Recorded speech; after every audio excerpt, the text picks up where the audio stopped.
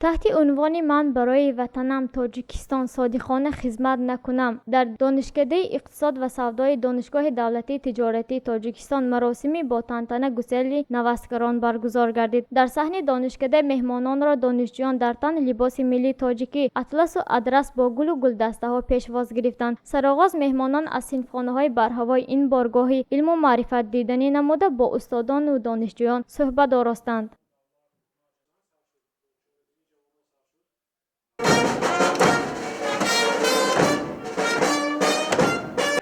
چاره‌بینی با صدا دادن سرود ملی آغاز گردید. در چاره‌بینی معاون رئیس ولایت سوخت دوران زاهدزاده، کمیسر حربی ولایت سوخت پولکوونیک دولتشاه میرزازاده، دیرکتور دانشکده حامد هاشمزاده، رئیس شورای سابقه‌داران خدمت حربی ولایت سوخت پولکوونیک احتیاطی شریفجان عزیزوف، رئیس سابقه‌داران خدمت حربی شهر خوجند پولکوونیک رحیمجان برهانوف، سردار ریاست کار با جوانان و ورزش ولایت سوخت میرزا قاسم کریمزاده، استادان سابقه‌دار، پدر و مادران و دانشجویان اشتراک کردند. در اول دیرکتور دانشگاه اقتصاد و سودای دانشگاه دولتی تجارتی تاجیکستان حامد هاشمزاده سخنرانی نموده به چاره‌بینی حسن آغاز بخشید. مهمانان و والدان را به مؤسسه خیر مقدم نموده همچنین ذکر داشت که با خواهش خود به صف قوه‌های مسلح جمهوری تاجیکستان برای ادای خدمت رفتن 100 نفر جوانمردان با ننگ و ناموس دانشکده این یک فعل نیک بوده نشانه میهن پرستی و وطندوستی والدان نیز می باشد.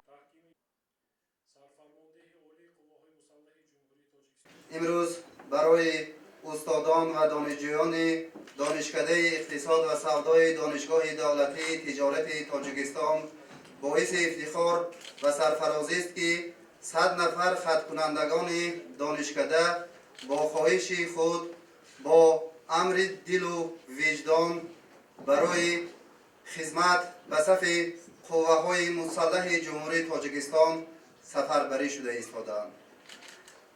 ما سراول در سیمای چنین جوانان وطن دوست فرزندان فرزانه ملت به پدر و مادران و استادانی که چنین جوانان را تعلیم و تربیت دادند عرض سپاس منتداری خیش را بیان نموده سری تعظیم فرود می آوریم. سپس دوران زاهدزاده برآمد نموده سخنی شادباشی و تمنیات صمیمی رئیس ولایت سوخت محترم رجبای احمدزاده را به نوستگران دانشجویان دانشکده قرائت نمود. باباجان قیسونبایف زاده ناحیه دیوشتیج بوده امروز او نبیری 12 خود را به صف قوه‌های مسلح جمهوری تاجیکستان برای خدمت به وطن مادر گسیلانیده ایستاده است. باباجان قیسونبایف میگوید که همه نبیره‌های او در صف قوه‌های مسلح جمهوری تاجیکستان خدمت کردند و الحال باشد نبیره 12 او نیز با خواهش خود رفته ایستاده است.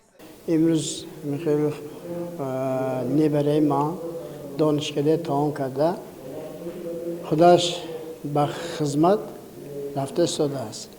من از نام پدران مادران همین جوانان میگم که این بچه ها سرشان در نکند، صحت سلامت رفته خدمت کرده همین تاجیکستان خودمون چیگره محافظت کرده سال سلامت همین خدمت ادا کرده پیش پدر مادرشان آمدنشان طلب دارم.